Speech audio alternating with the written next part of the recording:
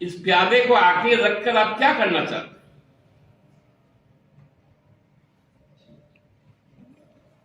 ED को यदि भ्रष्टाचार की जांच करनी तो योगेंद्र तिवारी का कारोबारी जन्म कब से हुआ, किनके संरक्षण में हुआ,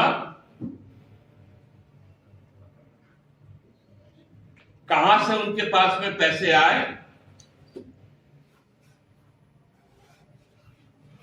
किन किन शासनकाल में क्या क्या हुआ,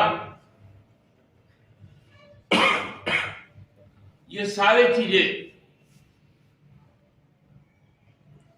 सामने आ गई। इसलिए एसआईटी की जांच बहुत जरूरी है।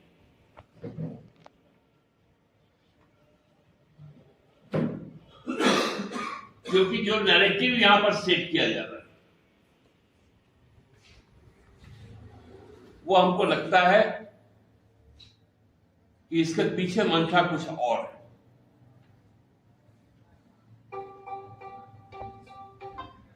सुप्रीम कोर्ट ने ईडी को इसी तरह के दिल्ली के कथित शराब घोटाला कई कई बार फटकार लगाया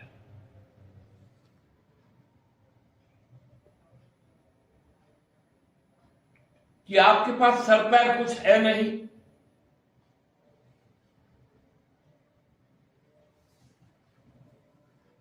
कहां आया था मनरेगा की।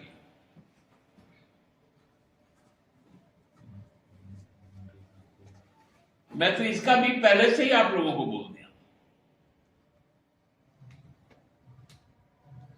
और 15-20 दिन के बाद और कुछ चीजें बताएंगे आप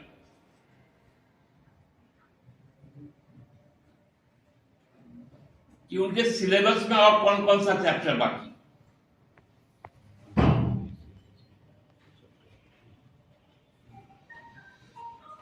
इसलिए सारी चीजों पर गहन जांच होनी चाहिए, ईडी को भी जांच करनी चाहिए और राज्य सरकार को भी जांच करनी चाहिए। धन्यवाद। उस वक्त जो कंपनी बनाई गई थी उसमें योगेंद्र तिवारी के साथ साथ इस प्रदेश के भाजपा के एक बहुत बड़े नेता, उनके भी सगे संबंधी थे। उनके जो सबसे निकट के व्यक्ति जो अपने आप को उनका सचिव कहता है, राजनीतिक सचिव, उनकी भी पत्नी का नाम था सुनील तिवारी जी का, और भी कई सारे थे। और तभी से कारोबार शुरू हुआ। उस वक्त भी हमने आप लोगों को कहा था कि किस प्रकार से जमीन हड़पी गई, शराब के धंधे में उनका प्रवेश हुआ।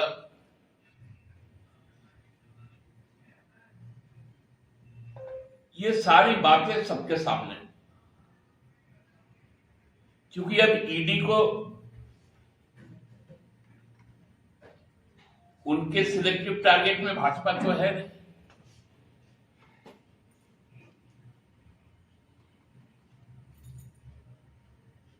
उनके टारगेट में तो गवर्नेंस ऑफ झारखंड है।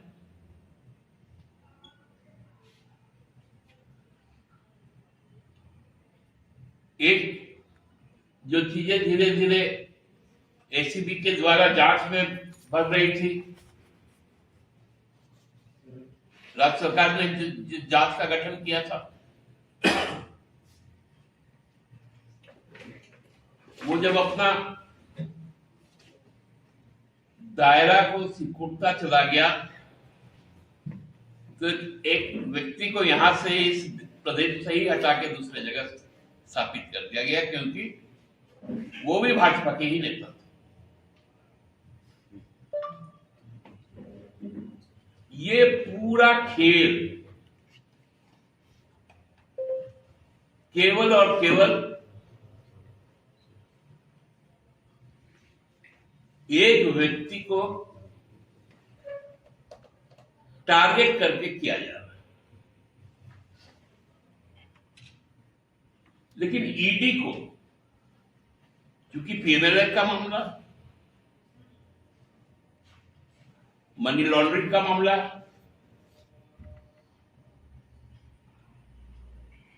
ईडी को उसके सारे बैंक के ट्रांजैक्शन, और उनके लिए बहुत आसान, सारे ट्रांजैक्शन यदि खंगाला जाए तो हमको लगता है कि भाजपा का असली चाल, चरित्र और चेहरा सामने आ जाएगा कि किनका किनका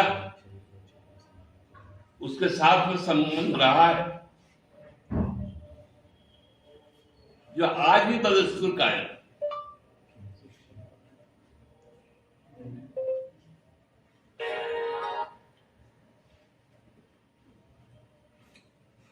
हम लोग जानते हैं कि क्या नैरेटिव गढ़ा जा रहा है। इसलिए मैं तो राज्य सरकार से बहुत स्पष्ट तौर पे कहता हूं कि अविलंब एक एसआईटी का गठन राज्य सरकार करे और संपूर्ण मामला और इसके पीछे के जो साजिश करता है उनको बेनकाब करे।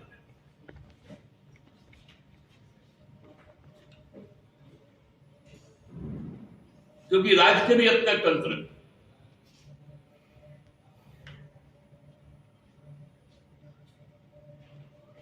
राज्य भी संपूर्ण खेल का जांच कर रहा है।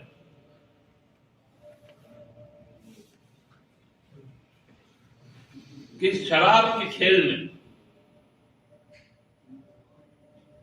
और कौन कौन है और भाजपा के कितने व्यक्ति, चाहे वो नेता हो, चाहे विधायक हो, चाहे पूर्व विधायक हो, सीधे तौर पे शराब के कारोबार से जुड़ा है।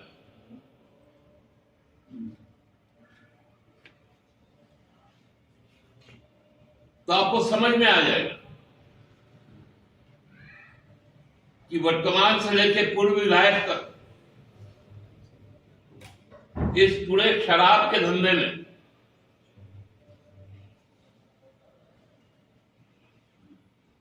शामिल है और भारतीय जनता पार्टी के बड़े बड़े नेताओं का उनके साथ में संबंध बता दिया।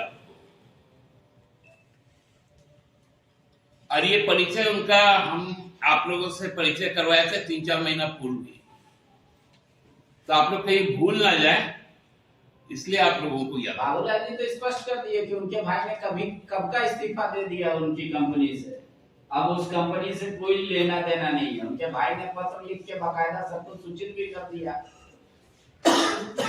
पांडे जी, बांग्ला में एक कहावत है कि ठाकुर घरे के आमी तो कला खाई नहीं। मतलब एक बच्चा से पूछा मंदिर से कौन, ये उससे पूछा गया घर में उसकी माँ के द्वारा कि पूजा घर में कौन है, तो बोला हम तो केला नहीं खाए। तो बाबूलाल जी तो अपना बात बताओगे। हमने जैसे जोगेंद्र तिवारी कहा, बोला नहीं हम तो इस्तीफा दे दिए थे। जैसे सुनिल तिवारी कहा नहीं हम तो इस्तीफा दे चुके थे।